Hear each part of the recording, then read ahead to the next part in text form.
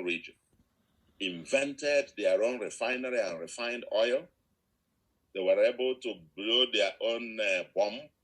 They were able to do all the things under total blockade. And these things came on a matter of months. People blockaded, no food, no medicine, nothing technology, but out of local processes, they were able to regenerate, to run their place and keep it afloat for 30 months. I'm trying to say to myself, we need to quite take off the glasses and just got to act as Africans. Take our destiny in our own hands. How many days will it take? How many months will it take?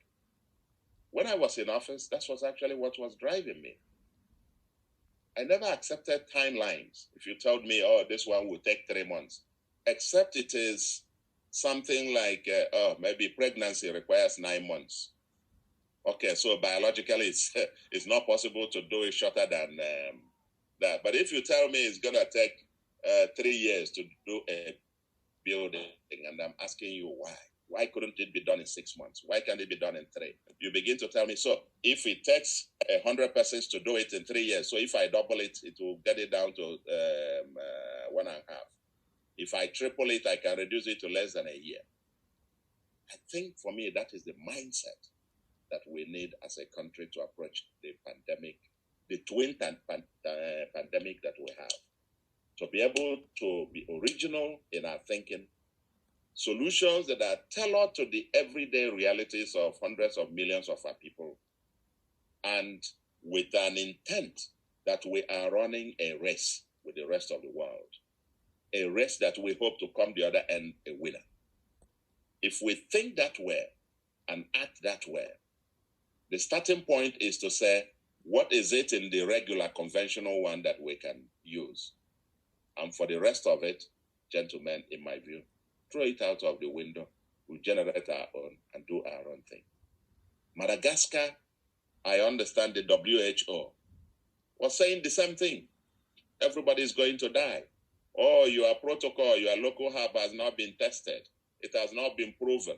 It has not. The guy has said to everybody, go to hell. He has opened the whole country. Children are back in school and not one death. At least as at the date he announced the reopening. They are clear in that. Self-belief. Thinking without the box, not even outside of the box. In my view, that's the way to Africa. I had a book. I co-authored a book.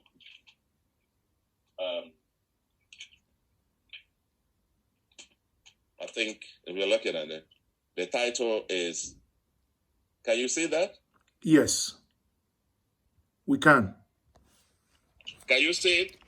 Yes, we can see it. Yes, we can. The title is, Can Africa Claim the 21st Century?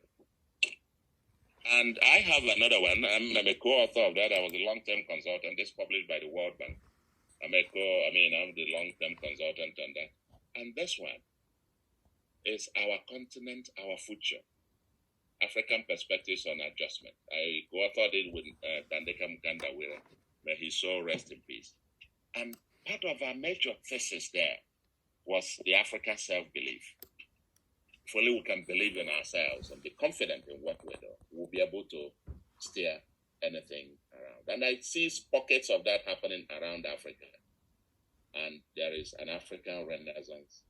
What I see Rwanda done in the last few years. And thank you, Valerie, for reminding us that Ethiopia fixed its health system.